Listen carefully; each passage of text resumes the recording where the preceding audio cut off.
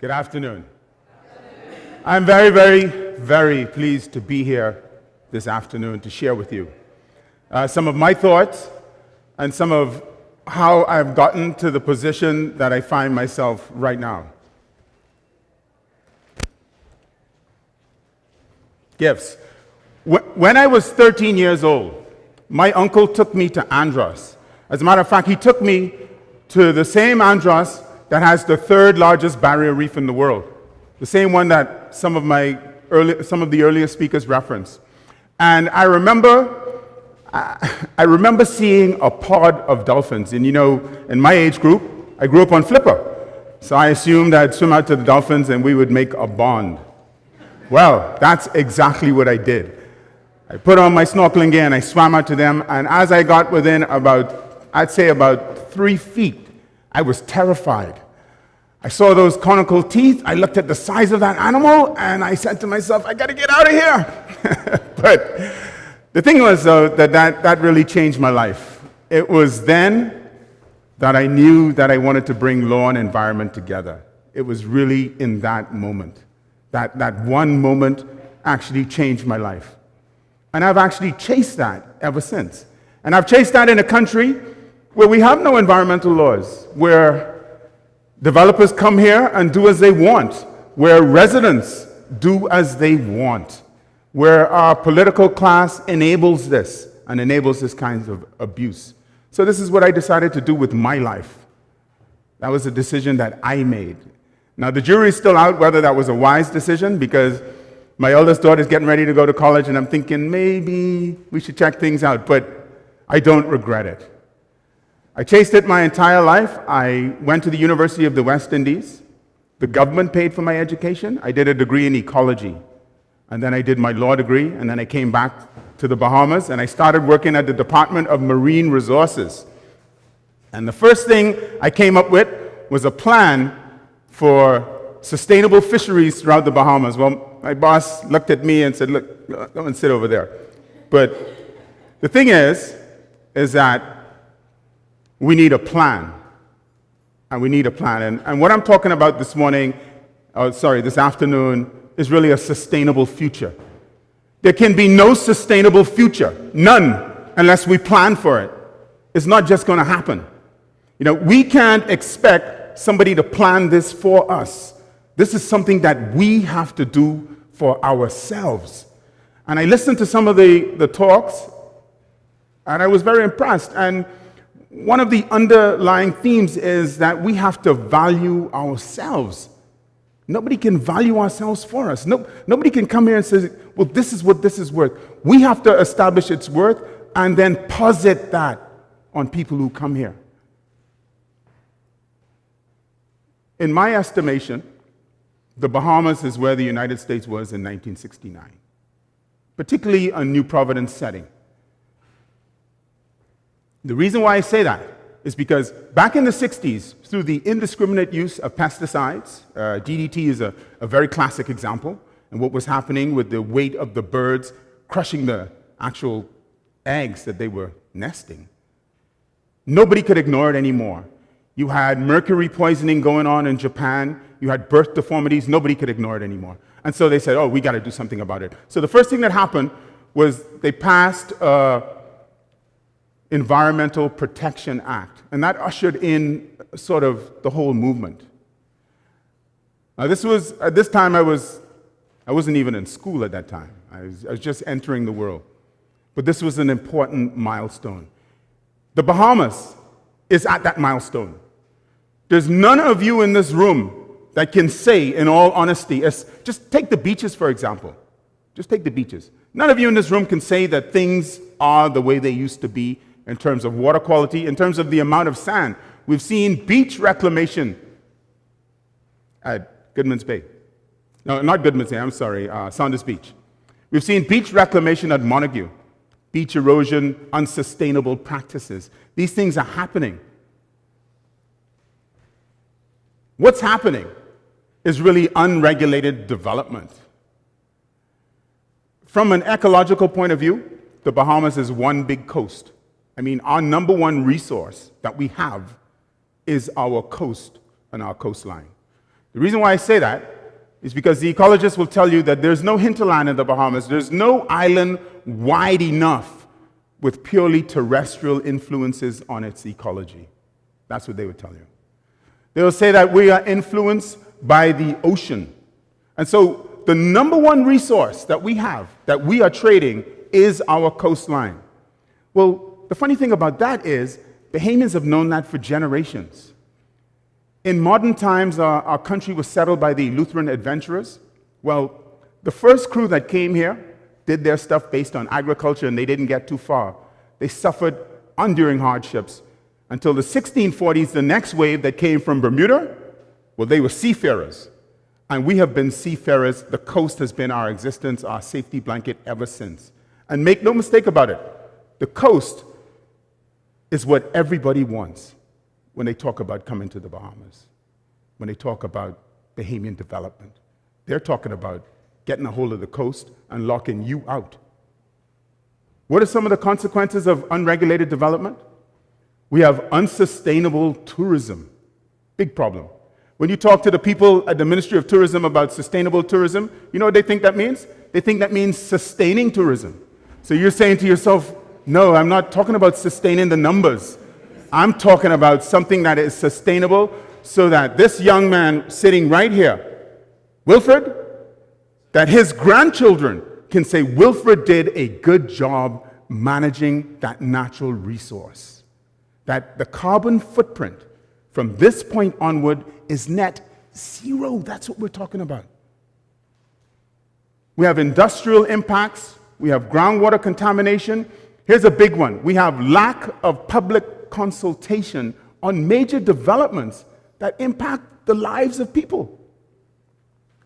If you look at what's happening in Bimini, they propose to bring almost 500,000 people on an island with 1,500 people. I mean, you just have to think about that and whether that's sustainable. No public consultation. No penalties.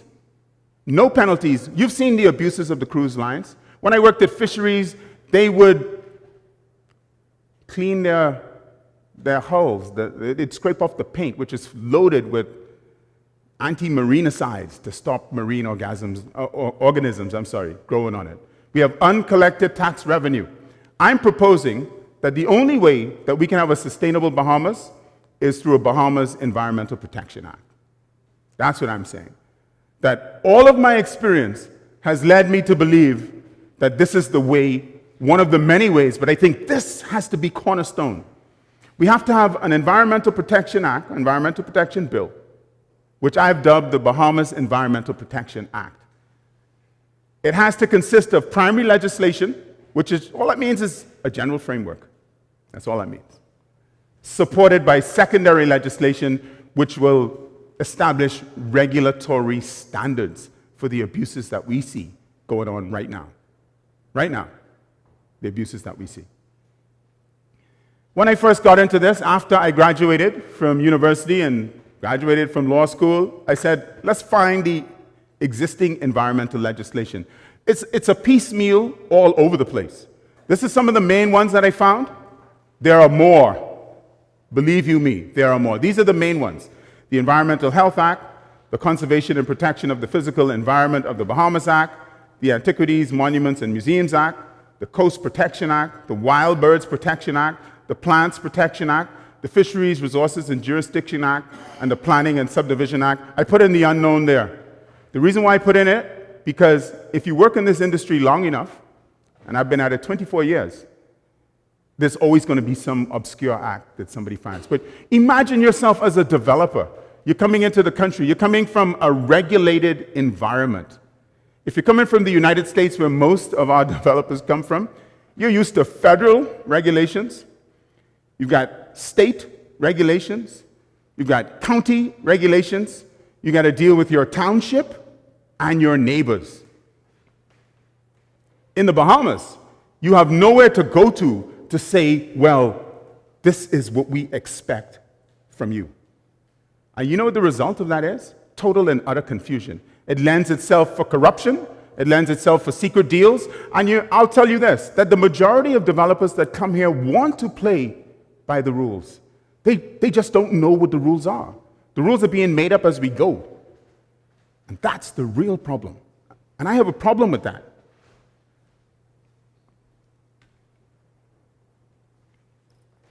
I believe that in the absence of clear direction on this issue, our future is not sustainable. What I'm proposing is an Environmental Protection Act that has three tiers to the Environmental Protection Act. We're looking at energy, we're looking at management of national resources, and we're looking at penalties. I mean, very important. When we talk about the Environmental Protection Act, and as it relates to sustainable development, we want all elements of it legislated. What's happening with us right now is that foreign investors are coming in. We're not privy to the information. There are no rules regarding what they have to adhere to. And so environmental compliance, concepts of sustainability are being negotiated away at our expense. And this is why, in part, we need the Freedom of Information Act as well to buttress that, to give us access to the information so that we can know what's going on. We pride ourselves on being a democracy. China has a Freedom of Information Act. We always say, oh yeah, they're a bunch of communists. Yeah, but they got a Freedom of Information Act, and we don't. It's interesting to see our Prime Minister lecturing in the Caribbean on a Freedom of Information Act and ethics, and we have none of it here. People are asking for it.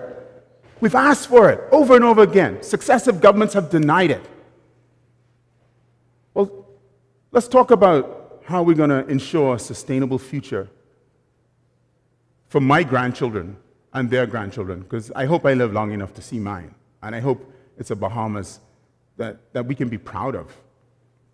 The first thing we need to do, and I'm just going to move ahead without this slide, but the first thing that we need to do is one of the cores is to tackle this whole issue of development. What is sustainable development? Well, the first thing we need to do is that we have bought into this concept of an environmental impact assessment. Well, an environmental impact assessment is actually an end document after a process. We bought into it at UNCED in 1977. We said at the Rio Declaration that this is what we're going to abide with. This is what we're going to go with. But we've not done it. We need an Environmental Impact Assessment Act as a part of our Bahamas Environmental Protection Act that says projects of this nature, you must do an environmental impact assessment. You must consult the people who you are thrusting this on. We need that. Why won't they pass that? Why can't they see what we see? Nobody in this room can tell me that they are pleased with the direction this country is going in terms of sustainable development.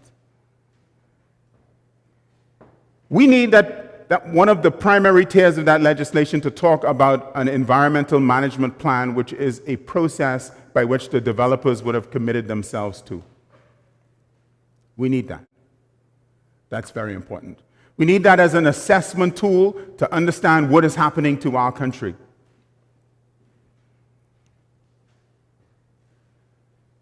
In terms of energy, we need sustainable energy. This is another element of the Bahamas Environmental Protection Act. We are paying in excess of 48 cents per kilowatt hour for our electricity, along with a surcharge.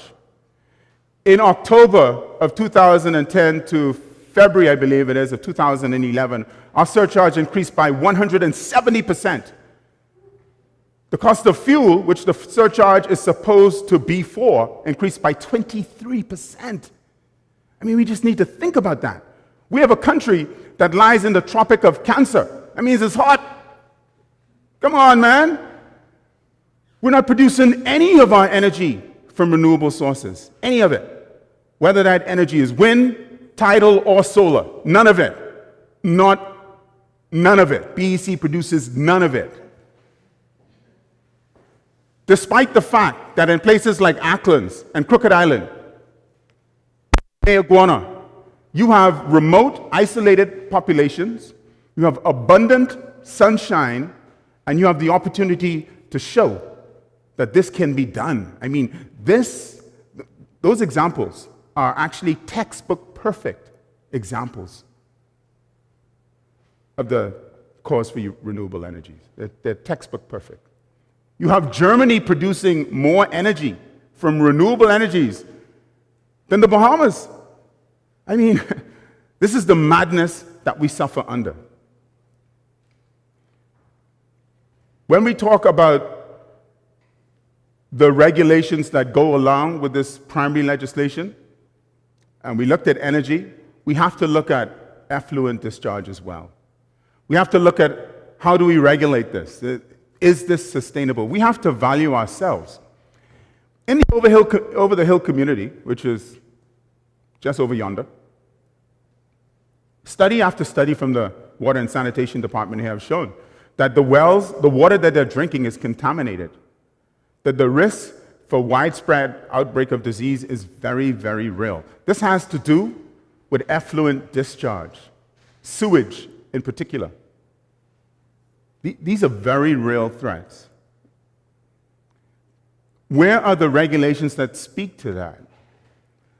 I'm telling you today, unless we value ourselves, unless we value the people who this will impact, that nothing is going to be done. I mean, this is a process that we have to go through for ourselves, and that's what makes it so frightening and so daunting, that nobody could really do this for us. We can hire consultant after consultant after consultant. They can be foreign, they can be local, they can be white, they can be black.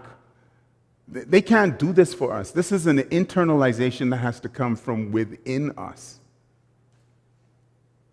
So, I'm saying that I want to challenge the way you see sustainable development in the Bahamas. I want to challenge that view.